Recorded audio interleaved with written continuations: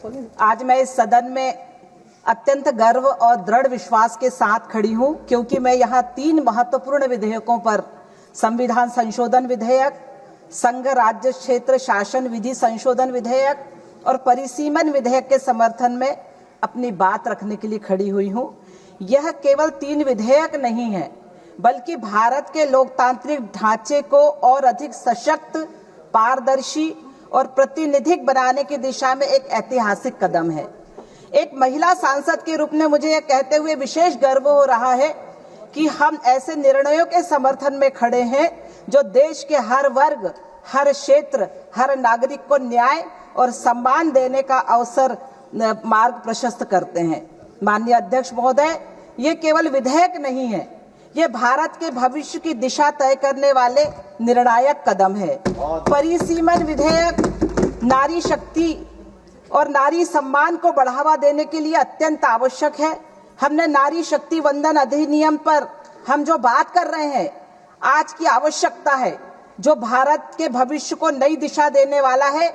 नारी शक्ति वंदन अधिनियम लागू करने का हमारे यशस्वी प्रधानमंत्री, उम्मीद और आकांक्षाओं के नायक माननीय श्री नरेंद्र भाई मोदी जी ने, उनका जो भाव है कि नारी दुर्गा, नारी शक्ति, नारी से ये जहान है और नारी की गरिमा से ये सारा हिंदुस्तान है, इसीलिए उन्होंने आज जब मैं इस अधिनियम पर अपने विचार व्यक्त कर रही हूँ, तो मेरे मन में एक विशेष भावनात्मक स्मृति बार बार उभर कर सामने आ रही है। कुछ साल पहले मैं स्वयं मध्य प्रदेश के एक छोटे से गांव में एक पंच के रूप में और 3 बार सरपंच के रूप पद पर रही, जो आज इस संसद में खड़ी हुई हूँ। पंच से पार्लियामेंट तक का यह सफर केवल मेरा सफर नहीं है माननीय अध्यक्ष जी, यह भारत की हर उस महिला का सफर है जिसे अवसर मिला तो वो इतिहास रचती है। और मैं पूरे विश्वास के साथ कह सकती हूँ कि यह परिवर्तन यूं ही नहीं आया, यह उस सोच का परिणाम है जो महिलाओं को आगे बढ़ाने में विश्वास रखती है। यह संभव हुआ है आदरणीय प्रधानमंत्री मोदी जी के दूरदर्शी नेतृत्व के कारण, जिन्होंने महिलाओं को केवल भागीदारी नहीं, नेतृत्वकर्ता बनाने का संकल्प लिया है।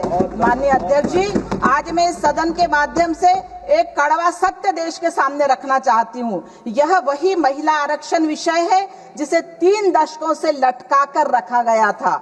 1996 से लेकर 2014 तक बार बार विधेयक आया, चर्चा हुई, आश्वासन दिए गए, लेकिन निर्णय नहीं हुआ। प्रश्न उठता है कि क्यों? क्या उस समय महिलाओं की क्षमता कम थी? क्या देश तैयार नहीं था, या फिर इच्छा शक्ति की कमी थी? सच्चाई यह है कि हमारे विपक्ष और उनकी सरकारों ने महिलाओं के अधिकारों को प्राथमिकता नहीं दी। यह केवल राजनीति का असफलता नहीं थी, यह देश की महिलाओं के साथ अन्याय था, यह उनके अधिकारों को टालने की राजनीति थी। माननीय अध्यक्ष महोदय, इसके विपरीत आज भारत निर्णायक भारत है। 2014 के बाद देश ने एक ऐसी सरकार देखी है जिसने केवल वादे नहीं किए, बल्कि उन्हें पूरा किया है। 3 दशक तक लटका बिल 3 दिन में पारित, यही अंतर है नियत और नेतृत्व का। माननीय अध्यक्ष महोदय, यह अधिनियम केवल कानून नहीं है, यह एक संरचनात्मक परिवर्तन है। आज हमारे सामने आंकड़े हैं जो सच्चाई बताते हैं कि लोकसभा में महिलाओं की भागीदारी मात्र 15% के आसपास है और राज्यसभा में लगभग 14, जबकि वैश्विक औसत करीब 24% है। और अगर हम राज्यों की विधानसभाओं को देखें तो स्थिति और भी चिंताजनक है। कई राज्यों में महिलाओं की भागीदारी 5% से भी कम है, जैसे कि आसाम, पांडुचेरी, तेलंगाना और तमिलनाडु। क्या है स्थिति एक लोकतांत्रिक देश के लिए उचित? यही कारण है कि परिसीमन विधेयक का सबसे बड़ा प्रभाव विधानसभाओं में देखने को मिलेगा।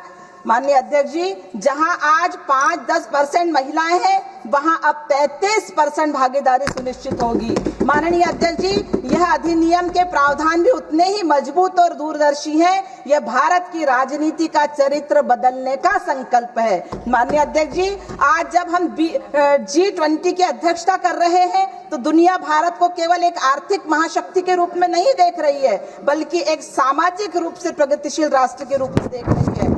विमेन लैंड डेवलपमेंट यह केवल एक नारा नहीं है बल्कि भारत की नई दिशा है और नारी शक्ति वंदन अधिनियम इस दिशा का एक ऐतिहासिक कदम है। माननीय अध्यक्ष जी, आज इस अधिनियम की गूंज केवल संसद तक सीमित नहीं है।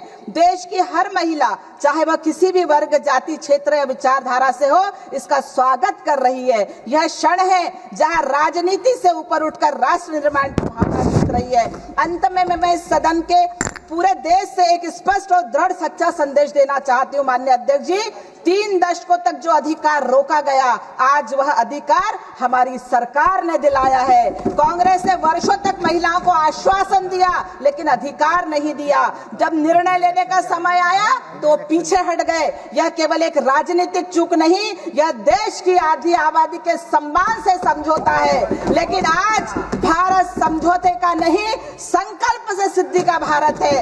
आदरणीय प्रधानमंत्री नरेंद्र मोदी जी के नेतृत्व में देश ने यह साबित कर दिया कि जब नियत साफ हो, नारी सम्मान केवल भाषणों में नहीं बल्कि कानून बनाकर सामने आता है। आज हर बेटी के मन में एक नया विश्वास है, हर माँ की आंखों में एक चमक है कि उसकी बेटी अब सीमाओं में नहीं, संभावना में जीते देखना चाहती है। हर बहन के हृदय में एक ताकत है जो अब आधी पहचान खुद करने का साहस रखती है। यह उस बेटी के सपनों की उड़ान है जो आसमान को छूने से पहले नहीं सोचती कि उसके पंखों को अब कौन रोकेगा। उन्हें अब रोका नहीं जाएगा, उन्हें अब टाला नहीं जाएगा, अब उन्हें उनका अधिकार मिलेगा। और मैं पूरे आत्मविश्वास से कहती हूँ कि यह 3 विधेयक नहीं, यह 140 करोड़ देशवासियों की चेतना का जागरण है।